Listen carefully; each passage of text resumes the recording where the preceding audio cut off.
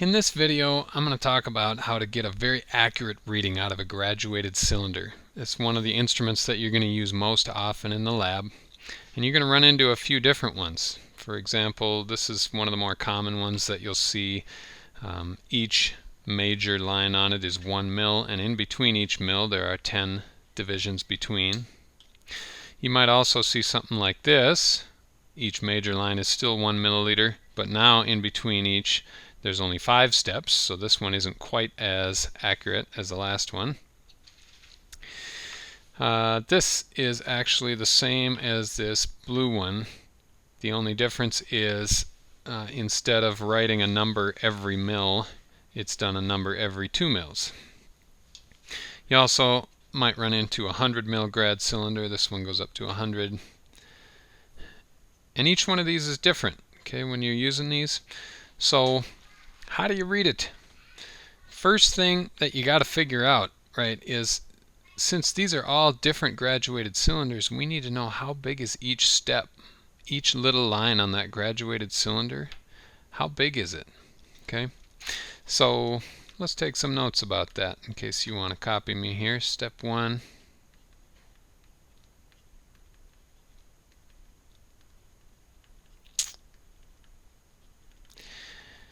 There's a formula you can use. That's one way to think about it. So that's how I'm going to start.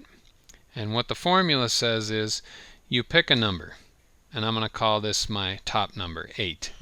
And then you find out what number is underneath it, 7. So I just randomly picked 8 and went down. 7 is my bottom number. And you subtract them. So you take your top number minus your bottom number. Once you have that, you're going to divide all of that by how many steps there are between them. So between 7 and 8, we have 1, 2, 3, 4, 5, 6, 7, 8, 9, 10 steps to get up to 8. So let's do this example. Example 1. I used 8 as my top number, minus 7 as my bottom number, and there were 10 steps between them. That's going to give me 1 divided by 10. Put that into a calculator and you're going to get 0.1 milliliters. That's how big each step is on this graduated cylinder, 0.1 milliliters. Let's do a different one. Example 2. This time, just totally randomly, I'm going to pick 6 as my top number. I subtract my bottom number, and by bottom number I mean the next one down, so 6 minus 5. And I have to count how many steps are there between 5 and 6. So starting at 5, 1, 2, 3, 4, 5 steps to get up to 6. So this time it's 1 divided by 5, and in a calculator that will give you 0.2 milliliters. So each step on this graduated cylinder is 0.2 mils. This formula works even if you don't have numbers at every point. Okay. Once again, I'm going to use 6 as my top number for this example 3. But now the next number down underneath 6 is 4. So that's what I'm going to write down. 6 minus 4. And between 4 and 6, how many steps are there? 1, 2, 3, 4, 5, 6, 7, 8, 9, 10. 10 steps.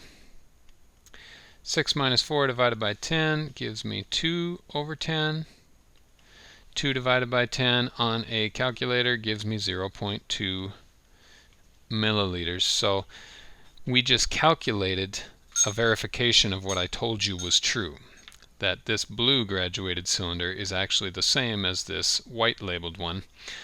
They just don't, they're not labeled exactly the same, but each step is the same size. Finally, this method works really well for the big ones as well. It doesn't matter what size you're using. So on this one, I'm going to pick 70 as my top number. Example 4, 70 minus, and the next number down underneath 70 is 60.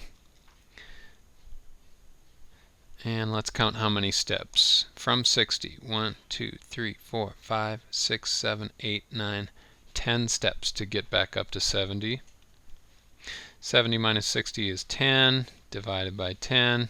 10 divided by 10 is 1 milliliter. So each step on this graduated cylinder is 1 milliliter. Okay. You don't have to use this formula every time if you're really kind of paying attention. You can notice that there's really only a couple of different graduated cylinders out there. You'll see ones that are 0.1 mils. So if it's a little one with 10 steps between mils, that's a 0.1. Okay. Small, 10 steps between each mil. These two are also small,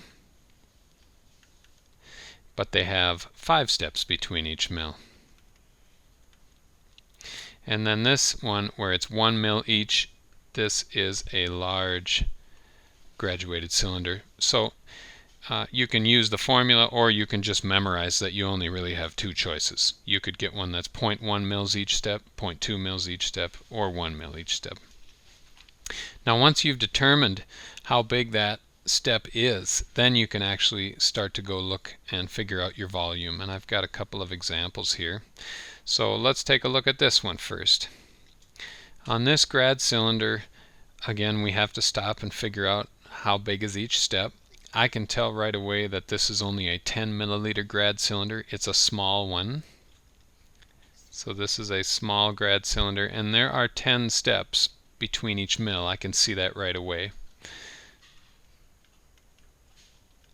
That means that each step is 0.1 mils.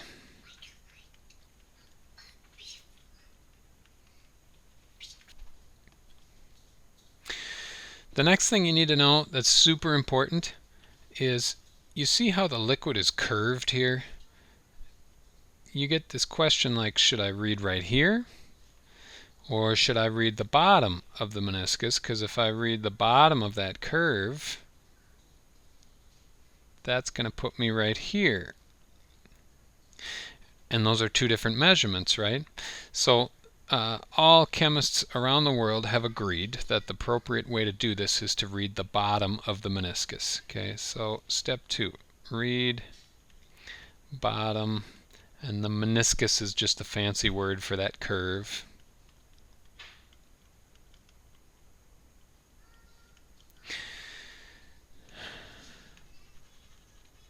Okay, so we're going to look at the bottom of this meniscus, and I'm just going to try to figure out what each one of these lines is, right? This line right here is 7.0, and we just figured out that each step is 0.1 mils, so that means that this is 7.1, this is 7.2, and the next one above it right there is 7.3. Now my liquid meniscus line there is higher than 7.2, and it's lower than 7.3.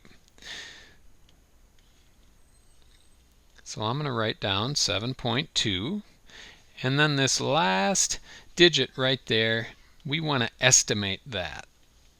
Okay? Because it's not exactly 7.2, is it? And it's not exactly 7.3 either. So that's why we add this extra decimal place here, and we can estimate that my liquid level here is, it's a little less than halfway between 7.2 and 7.3. Okay, so what you do is you try to pick a number between 0 and 9. Halfway between 0 and 9 would be 5. I want to go a little less than that. That's what I'm eyeballing, so I'm going to call this 7.24 mils, and that's my final answer. Okay, a little bit bigger than 7.2, a little less than 7.3. Let's do one more. This time we have one of the different grad cylinders. It's still a 10 milliliter grad cylinder. It's not 100, so this is small again. And between each milliliter, see, this is 5, here's 4. Between 4 and 5, there's 1, 2, 3, 4, 5 steps. So any small grad cylinder, 5 steps between each mil, we figured out that those ones are 0.2 mils. So this one is 0.2 mils each step. Let's start figuring out what each one of these lines is. If this is 5.0, 0.2 higher than that is 5.2. Then this line must be 5.4. I'm just adding 0.2 each step. And the bottom of my meniscus is right here underneath 5.4. So it's going to be a number higher than 5.2. It's going to be less than 5.4. Halfway in between 0.2 and 0.4 is 5.3. So right about there, okay, that is 5.3. I would say my meniscus level here is just a little bit higher than 5.3, but it's still less than 5.4. So I'm going to write, you write the lower of the two numbers first, and then I've got to add on that little extra digit to estimate. And I'm just going to eyeball and say that it's halfway between 5.3 and 5.4. Halfway on that estimated digit means a 5. And that's my final answer. I hope this helped.